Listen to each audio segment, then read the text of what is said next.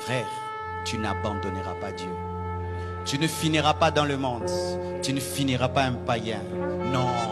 Depuis ta jeunesse, tu sers Dieu. Et toi, tu vas abandonner à la fin. Je déclare que ça ne va pas t'arriver.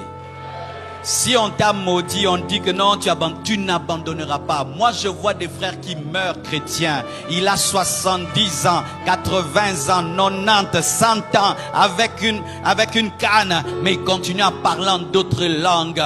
Et lorsque le jour arrive, il dit, Père, entre tes mains, j'abandonne mon esprit. Le diable n'aura pas ton esprit. Les démons n'auront pas ton esprit. Les sorciers n'auront pas ton esprit. Celui qui t'a envoyé sur la terre, c'est celui qui reprendra ton esprit.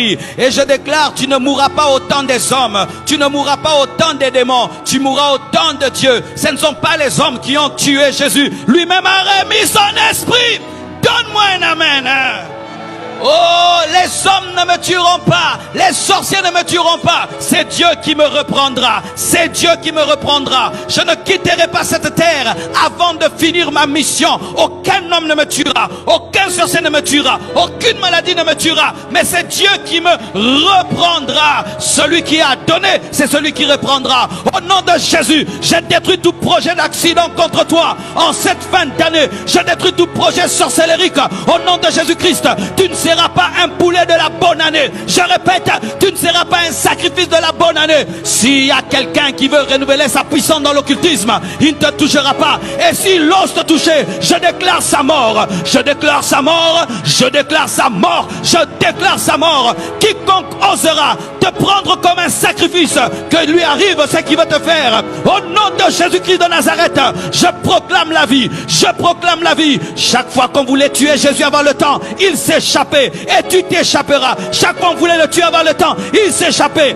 Mais lorsque la croix est venue, le Père a dit c'est ma volonté. C'est alors qu'il a remis son esprit. Donne-moi l'amen.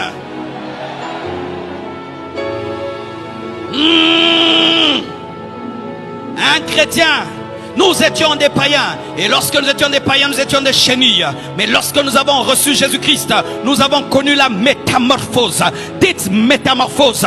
Et la métamorphose change la chenille. La chenille devient un papillon. Et les mêmes hommes qui hier pouvaient manger la chenille, mettre dans la sauce, mettre dans tel aliment, les mêmes hommes, lorsqu'ils touchent la chenille, ils sont intoxiqués. Ils sont empoisonnés. Celui qui reçoit Jésus-Christ dans sa vie n'est plus comme un païen qu'on pouvait tuer. Non, mon frère, tu es toxique, toxique, toxique. Donne-moi l'amen. Personne ne va écourter ta vie au nom de Jésus. Personne n'écourtera